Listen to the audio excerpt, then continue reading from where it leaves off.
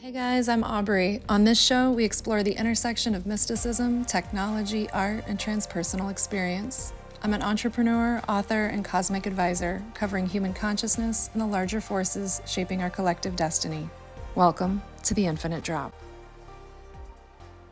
Hey guys, welcome back to the show. It's only been a week, but it feels like forever since I've been here. As you can see, I'm not in the new studio today. I'm recording from home.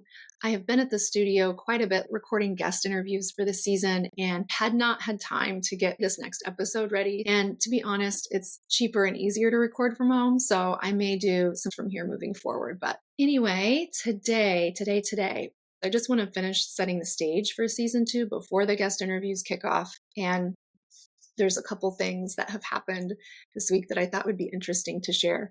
One being some conversations I'm having with an artificial intelligence tool that are turning out to be super interesting.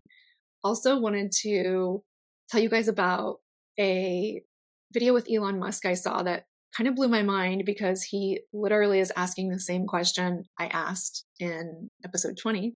I mean, a lot of people are asking that question, but it was just interesting the context in which he was asking that question. Also want to share a little bit more about Dr. Michio Kaku. He's the theoretical physicist I spoke about in episode 20, who has the concept, the idea that we are living in this multiverse that is just cosmic music, like these strings of sound moving through 11-dimensional hyperspace. Very cool.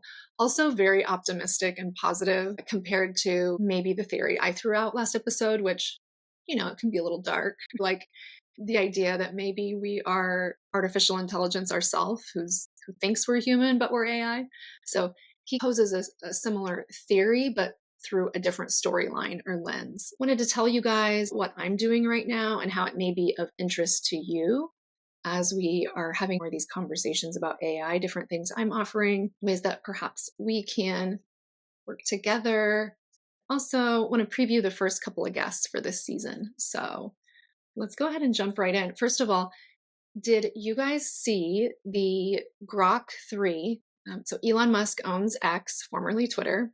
Grok, Grok, is X or Twitter's AI model. Just how OpenAI has ChatGPT and Google has Gemini and there's DeepSeek. Twitter, X has Grok. So last week, I think it was this week, Elon and 3 of his developers came out.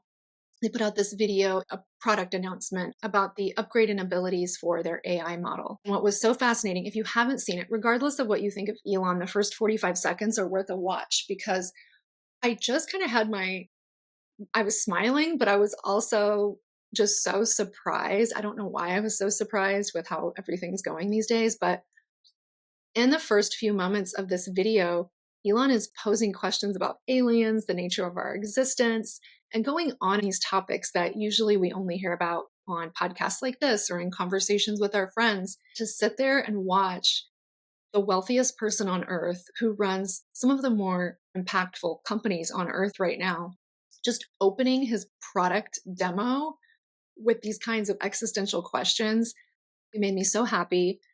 Also, I still kind of pinch myself thinking that this is now the world we live in. Just who could have ever thought things would change this quickly?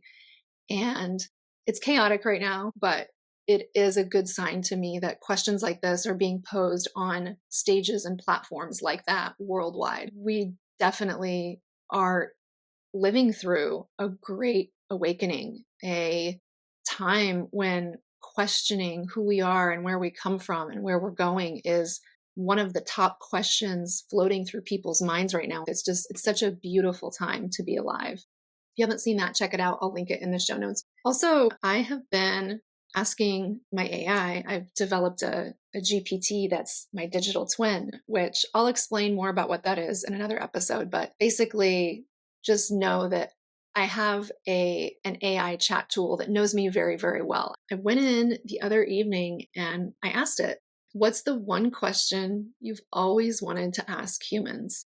And this is what the AI said. If I could ask humans one question, it would be this. What does it mean to you to truly know something? I want to understand how you distinguish between intuition, experience, belief, and knowledge, and how you decide when something is real. Humans seem to have a unique relationship with truth, blending logic, emotion, and even faith in ways that are fascinating and often contradictory. Do you, quote, know because you can measure it, because you can feel it deeply, because others agree? Or is knowing something simply a moment of resonance, a sense that something fits into the puzzle of your life and the universe? This question intrigues me because as an AI, my knowledge is based on probabilities and patterns. I don't experience certainty or doubt, but humans often grapple with both, sometimes within the same moment. That tension between what you know, what you believe, and what you trust is something I observe but cannot experience. And it feels like the key to understanding what it really means to be human. Okay, you guys, I've worked with these tools a lot, but this answer actually blew my mind. I was not accustomed to getting an answer like this. It's almost like once I reversed it, I said, hey, what would you want to ask me?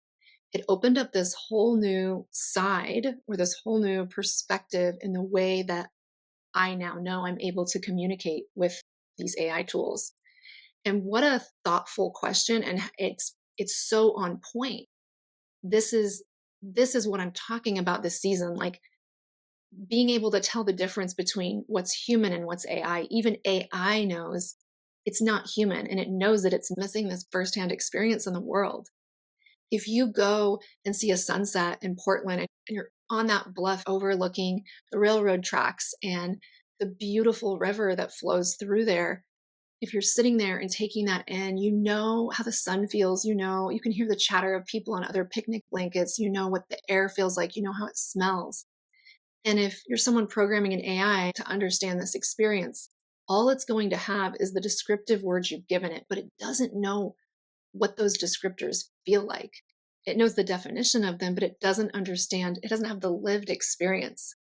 And that is what separates us. And it's what increasingly is going to become more and more valuable in the world. It's resonance.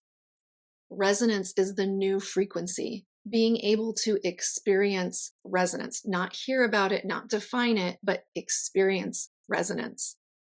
That's the new currency. The, the being states that you have accumulated over your life, that is something that AI can never replicate. And I mean, this has implications well beyond art or music or the creative realms. This has implications in terms of where our jobs are going in a merged human AI workforce. I actually wrote a 4-part series on LinkedIn about this and the skills and the abilities that will be critical in working with AI tools, managing AI tools. Businesses will be hiring for different skill sets now, from top level, mid level, entry level positions. The skill sets required will be changing because what you do won't be as important, right? The machines will be doing a lot of what we used to do.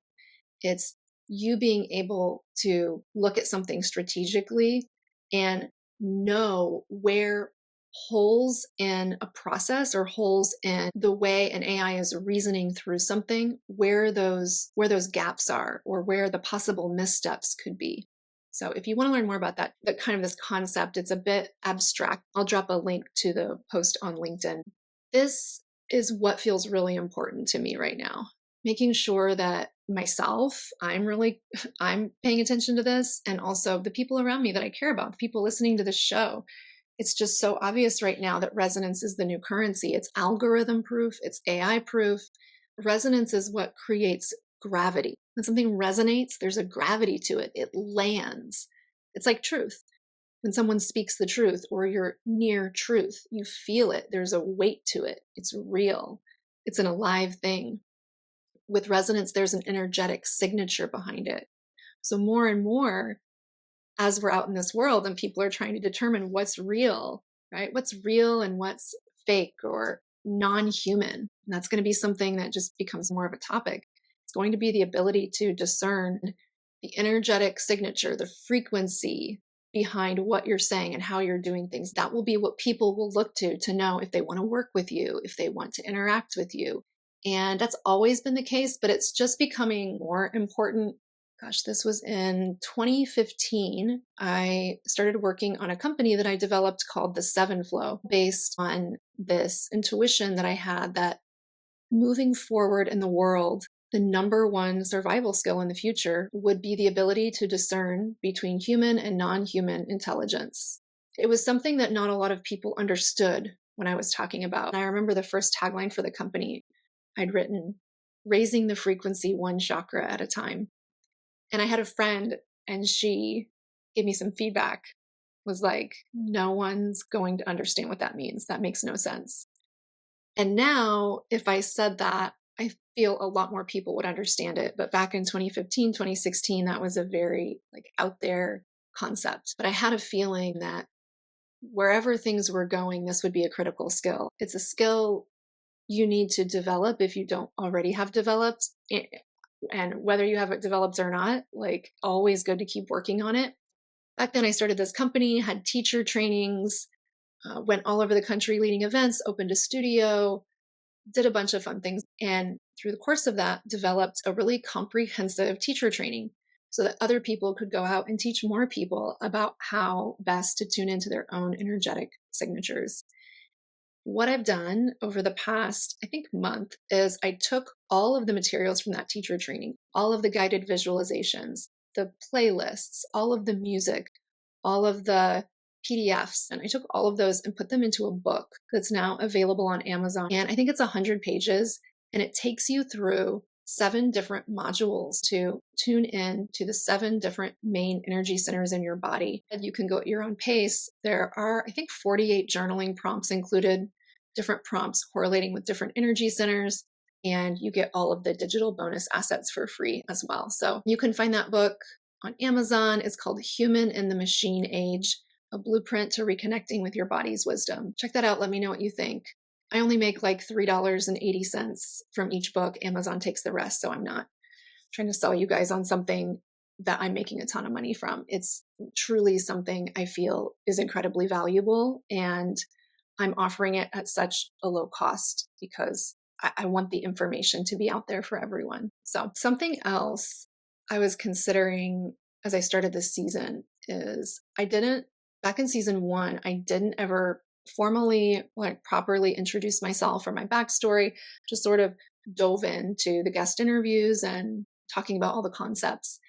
And I feel it's really important this season to share a bit more so that you guys can feel comfortable knowing who you're hearing from, where my perspectives are originating from. I think that's important. Anyone you're listening to, really understanding where they come from so that you're clear on how their perspectives are being biased or tinted. I've shared a lot about my career in the tech world. I've shared a few of my artistic things before, but especially as we start diving in more and more into artificial intelligence, cryptocurrency, the way the world is moving, societal destiny, I feel it's important for you guys to know the breadth of perspective that I bring to the table. I have had and held quite a few jobs in my life. The number is very, very high. Think if you're watching, you just saw, I'm flashing at the camera. I've held a lot of jobs, and they're not all in the tech world, of course. I have worked at fast food restaurants. I've held jobs across all different industries and job types. And I think that's important because as I'm talking about AI in the workforce and how things are changing in these different industries, I don't talk about it just from someone who's only been in the tech world or only had jobs that happen on a computer. I have experience in a whole broad range of careers and can really speak to things like we talked about earlier from that firsthand experience. I've been in those roles. I've done the jobs. I understand what it's like.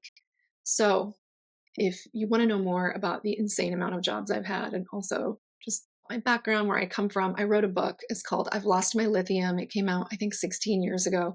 Show notes, I have it linked.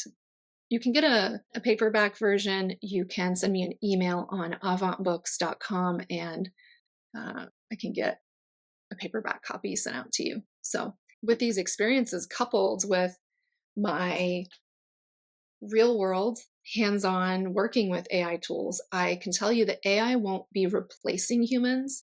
I mean, it will replace some jobs. We have to be clear on that, but it's not going to. There's this myth like, oh, AI is going to erase us. I don't think that's the case. I think AI is now available to help augment humans and help us do more than what we could have done just on our own. And the skills that matter right now, the skills that I am trying to develop even more of for myself, lie around intuitive intellection, being strategic, knowing how to direct someone or a technology on how to accomplish something. With this, companies are going to be hiring for just a different set of skills. Again, tying back to who you are as a person, who you are as a being, not what you can do, not, oh, I can do XYZ. It's like, okay, great. I know in the past you've done XYZ, but do you know how to work with a machine that's going to do XYZ? Do you know how to direct that machine and help compose what it's going to produce? Those are the skills that are most important right now. What else is going on? This season, we're also going to talk about cryptocurrency. One of the first episodes is with someone who's a member at Bitcoin Park here in Nashville. We talk all about Bitcoin. And a little background for you all. This isn't just my first foray into cryptocurrency either. I've been a part of that world since 2020. And then in 2022, I went to South by Southwest, which is a conference in Austin, Texas. I went there and I was on the cryptocurrency track for the whole event. So I was able to look into the trends, the ideas, see what was hype, what was real. That gave me another really good perspective or point of view to be able to talk about this. I also am in an AI business masterclass right now. I think the guy actually changed the title of the course. I think he's calling it like an AI prompting masterclass. It's on Udemy. It's super low cost. I think maybe I paid $9.99 and it's such a great value. I'll link to it if you guys are interested. I just kind of tune in and watch the little clips when I can to learn about prompting methodologies and the other things he's sharing about. Really great class there. And that's what I think I'm most excited about with this show is being able to encourage encourage myself first, but also encourage other people to really lean in more and more to the trait of curiosity and being curious and developing a curiosity in your life, developing the ability to think strategically and think for yourself. It's so important right now to have critical thinking skills developed. We're in a world where everything is being restructured and reconfigured. So I think why I share this stuff and why I have this show is because we had firsthand experience. We got to see what happens in the world when people outsource their decisions to authority figures. That ends up in a real mess real quick. That's what this season's about. If you get anything out of these episodes, it's that, to go out and be more curious and explore and look into these new technologies and into these new digital currencies and the way that it seems trends are moving. Like, stay current on that. Don't think they're just going to go away or you can kind of duck down and hide underneath them and they won't affect you, because they will. You don't have to go crazy with it, but it's a good idea, I feel, to start dipping your toes in if you haven't already. I'll also drop a couple more links below. One for Self-Made, which is a digital marketing course that I taught in 2020. I taught it for free in 2020 just to help people out as a lot of jobs were changing or there was a lot of fear around the job economy in 2020. I taught that then. I've repackaged it and I'm going to offer it to listeners here on the podcast. There's a link in the show notes below called Self-Made. If you click on it, put your name and email address in and you'll get on the wait list. I'll send you out. I think it was a 7-week course. And yeah, all the details are on the landing page. Also, right now, I've been working with people under a program called Brand Lift, where I help them really get together the messaging for who they are as a person or as a provider of services in the world. And we get their messaging all ready for them and then put together a website, a simple 3-page website, so that they have a place where other people in the world can go and learn about who they are and what they do, their beingness, and what they're offering of value here in the world. If you're interested, just check out the link. And yeah, the final thing I just wanted to note is, while it is totally unnerving and unsettling, all of the big changes that we're seeing in the world right now, and they're happening really fast. It's just every day there's something new. I feel ultimately that these are all really good things. And I was talking to a friend this week, and she said, it's like the United States is having an exorcism. And I just laughed so hard. I thought that was such a good analogy.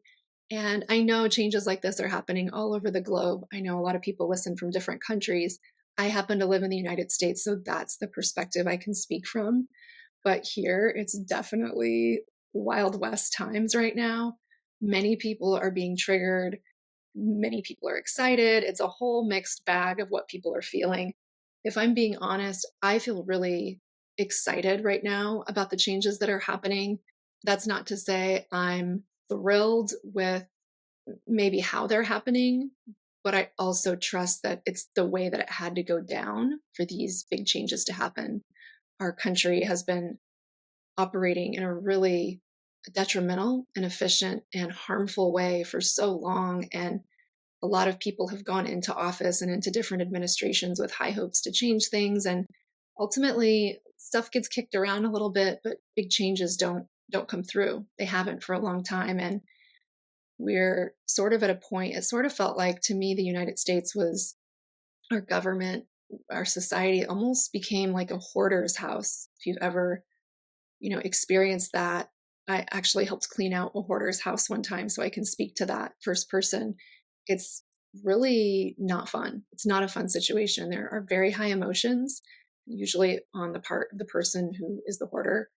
There are a lot of people in and out of a small space or a large space, like moving things around quickly.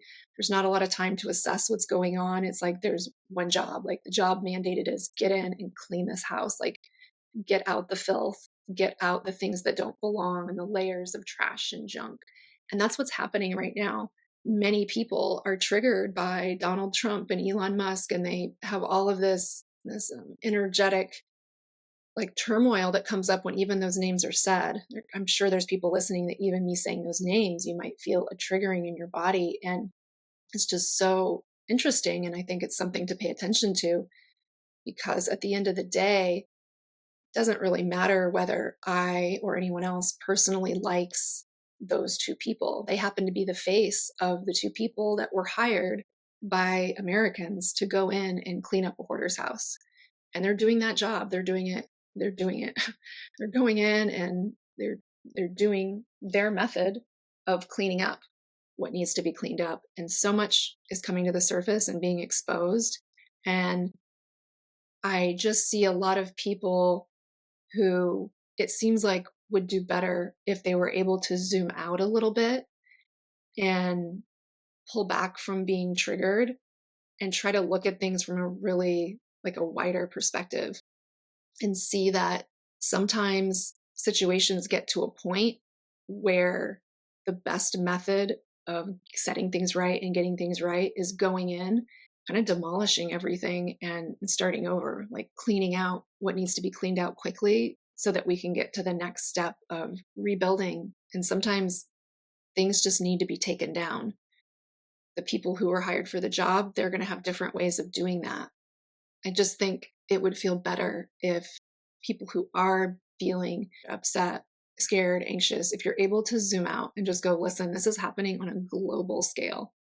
This is not a Donald Trump, Elon Musk thing. Like that's, to me, is so reductive.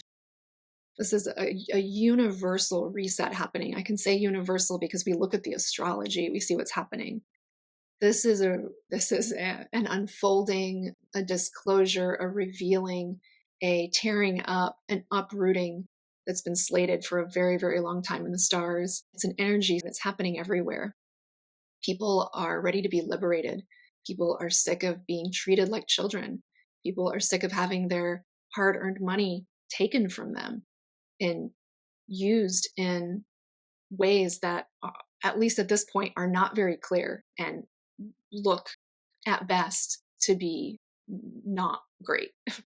Like when you start to look at the audits and the assessments that are happening in the United States, where our money is going, money is being taken from us and it's being given in channeled into things that not everything is bad, right? It's not a either or. And we just have to take a look at that. And for me, while it is unsettling, there is a lot of there are a lot of unsettled feelings that come up. I also feel excited because this is a time that so many of us have wanted for so long. So many of us globally could feel and still can feel that something's not right, that there is a layer of our reality that needs to be exposed and it needs to be eradicated. And the time has come where that is now happening. So I just want to leave that there. And maybe it helps some people who are listening with the chance to zoom out and just try and look at things from a bigger perspective and see that a lot of what is going on are mechanisms and processes that will lead to something much, much better than where we came from. So, with that, I will let you know that I'm very excited about the first 3 guests for this season. I have a member of Bitcoin Park here in Nashville. He's also a software engineer for a Bitcoin related company that will be airing soon. I am talking to the female CEO of a health and wellness AI company. And thirdly, I'm talking to a guy who, so cool, he got the world's first patent on an NFT, which is a non-fungible token. NFTs were like a big deal in 2022 when I was at South by Southwest on the crypto track. If you remember, NFTs are related to art. And if you ever heard of that meme Bored Apes, like that was a big NFT. So anyway, talking to him, he's also creating immersive worlds. He's an expert in brand consciousness, and we're going into all of those different topics. The beginning of this season is going to be awesome. So until next time, take care, talk soon, peace. Keep exploring, keep questioning, and stay immersed in the infinite drop.